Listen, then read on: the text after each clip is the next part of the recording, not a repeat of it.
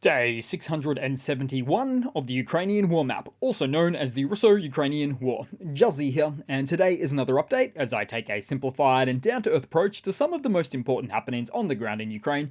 So starting off, we'll take a look at those Russian losses, as currently Russia sits on more than 354,000 military personnel losses, which includes an additional 1,000 or just above 1,000 in the past 24 hours. Then as for hardware losses, 22 tanks, 37 APVs, 19 artillery, and 1 landing ship. So we'll head back across to the map now. With so much happening before, during, and after Christmas, it's really hard to know where to start. But let's take a look at that Russian landing ship loss, shall we?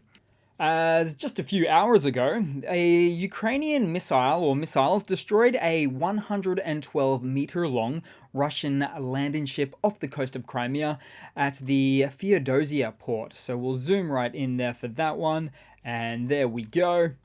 Now, reportedly, the ship contained ammunition on board, because after the initial hit, some massive secondary detonations occurred on the ship, leaving this vessel on fire from bow to stern.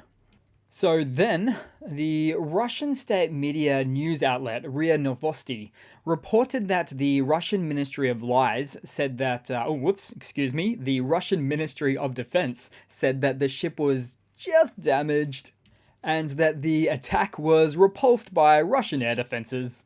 Now, first of all, this doesn't look like a repulsed attack, not in the slightest. But also, the Russian MOD didn't stop there, as they claimed that they also destroyed the 2 Ukrainian Su-24s involved in the missile attack on the landing ship.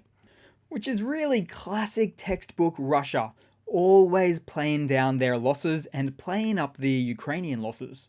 Then moving on, we'll take a brief look at yesterday and even just before that, as it was reported that 2 more Russian jets were destroyed, an Su-30 SM variant in the Black Sea region on Christmas Day, and a Su-34 on Christmas Eve at 9 PM local time, with that occurrence in Mariupol. Then, there was also some unclear reports about a Russian military plane of some description crashing near the airport in Yeysk of Russia, which is not too far from Mariupol, and allegedly an Su-35 Sukhoi jet in this instance. So I almost feel like the Russian military has been treating their jets like the way that they treat their frontline soldiers. That is, racing them to the front lines unprepared, and in this case dealing with old worn-out airframes that have seen one too many flight hours, not to mention lacking the mechanical maintenance required, then compounded with a wave of newer, younger, and inexperienced pilots. But you know, it's hard to get flight experience when your commander is selling your mechanical spares or fuel on the black market. Yes, I'd point to military maintenance contract corruption on that one there. So, as for this region more recently, it may appear that Ukraine has a supplemental air defense system in the south, and perhaps redeployed here due to the Patriot introduction in the south on the Kherson side from just a few days ago, and we all know how that one turned out. And so Russia's response to all of these shenanigans? Well, classic Russia once again came out victoriously, in words only, as they stated that they destroyed 6 F-16 newly received Ukrainian fighter jets in a single strike, out of the total of 18 that Ukraine had just received. But even then, their math was confusing because they might have been trying to communicate there was 12 F-16s and 5 Patriots left, but then seemed to mention that that number of platforms was destroyed instead. So, Russian logic, really. Then we'll head deeper into the map, into the Donbass, as Russia claimed the capturing of the remainder of Marinka. And so, therefore, they speak about taking the remaining 5% or so on the outskirts of the town, which Russia has been, well, roughly speaking, been trying to finish off and capture since long before Russia's full-scale invasion of Ukraine even began. Although it's not much of a town anymore, to be honest. It's been reduced to rubble from Russian actions in the region over such a long period of time. And so either way, this town has been a real slow grind for Russia. Not to mention that I think that this would be maybe the 5th time that they claimed the complete capture of the town. And when they claim it so much, it just kind of all blurs together. Then, as part of a quicker video today, we'll very briefly move all the way across to Japanese territory, as the Russian Foreign Ministry has strongly protested to the Japanese embassy over military exercises on the northern island of Hokkaido, involving the US and Australian militaries. Which I find quite odd, actually, because the usual Russian approach would instead be to bully into this Japanese airspace with their Sukhoi fighter jets. So it's almost as if they're running low on jet availability all of a sudden. Interesting. Then we'll head across to the news today and switch gears to information related to Ukraine's upcoming delivery and deployment of the F-16 fighter jets, as Russia seems to have already accepted that they are in Ukraine and seeming to state, of course, already that they're not a very worthy opponent. But at the same time, it seems that Russia's latest red line that they've drawn, as it relates to this aircraft, is to not allow the F-16s to operate from NATO territory.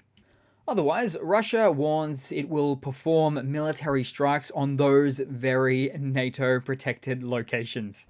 Now, I've heard some Russian whoppers in my time, but that course of action by Russia is simply not going to happen. And then, as for some actual hardware news related to the upcoming F-16 fighter jets deployment in Ukraine, it's said that Ukraine will benefit from the NATO Airborne Warning and Control System, or AWACS.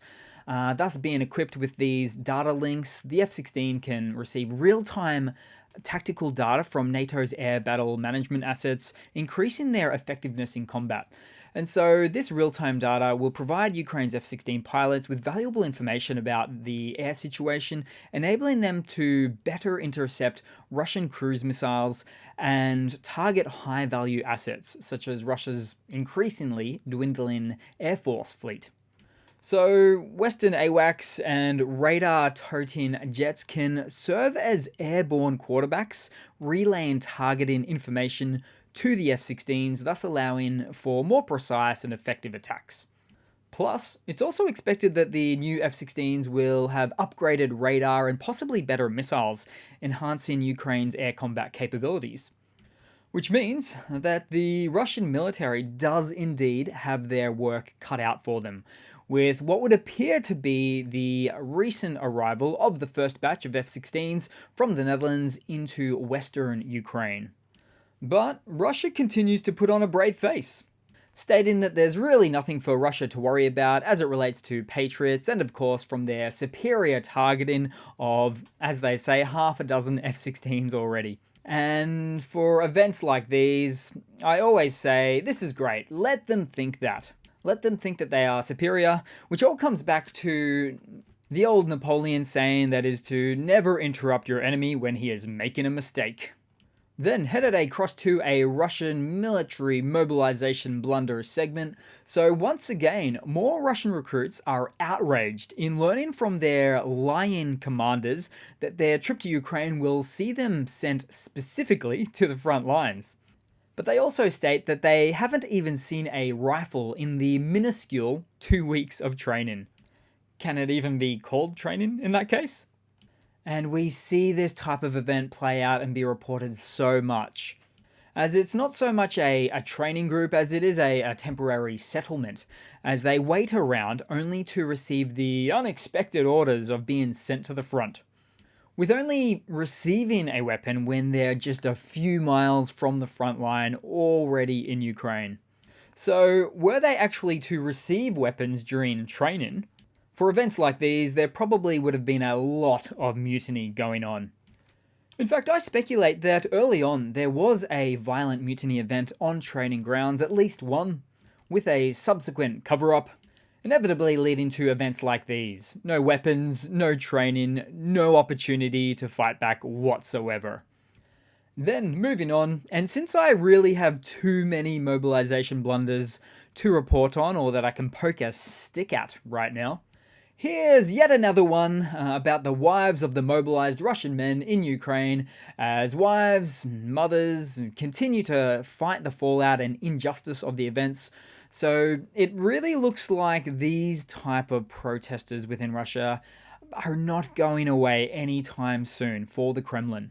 And given how Russia pours in meat wave after meat wave into Ukraine, this particular type of protester may only expand over time for Russia, as what they fight for is getting military rotation for either their husbands, fathers, or sons to get them back home. Due to a Russian law stating the mobilized have to get rotated out after a maximum of 6 or 12 months, depending. But also, in some cases, these groups are vehemently expressing how they're against the war. It's risky for them, indeed, but they've got nothing left to lose, many of them, I am quite sure. Also, as you may have noticed, these ones are now starting to wear white headscarves, as the color white has for some time now in Russia been a symbol of being against the war. Then moving across to a quick funny to round it all off for today, guys. So Russia continues to be pretty shameless in the propaganda attempts to quell their anxieties as it relates to the introduction of F-16s into Ukraine, as Russia attempts to pass off their statements of destroyed Ukrainian F-16s already with these photos that they'd provided, which were quickly found out to be quite fraudulent. Like this photo, not at all a newly arrived and destroyed Ukrainian F-16 jet in December 2023, but rather a quick reverse image shows that it was actually the photo related to a training exercise or incident in Belgium from way back about 5 years ago in 2018. So the quality of Russian propaganda work is getting lower and lower at this point. Some real poor quality stuff. Plus, probably what's even worse is because it didn't stop there, as Russian propagandists posted images of supposedly 6 F-16s destroyed in the Shkilny airfield in Odessa. Although, if you'd like to pop in the decimal coordinates I've just placed on the screen right now, you'll actually see that this is a photo from Saki airfield of occupied Crimea with planes destroyed after a Ukrainian strike last year. So just imagine your propaganda office is so low in resources that you need to use an image of an attack on one of your own airfields to make these sorts of false success claims. Not to mention a quick zoom in will make it readily apparent that these are not or were not F-16s. But hey, that's our Russia! So thanks again for watching, guys. I hope you've enjoyed your Christmas, or continue to if that's still ongoing. Once again, I appreciate all the comments, the likes, and the support. And I do hope to see all of you guys there in the next one. Cheers!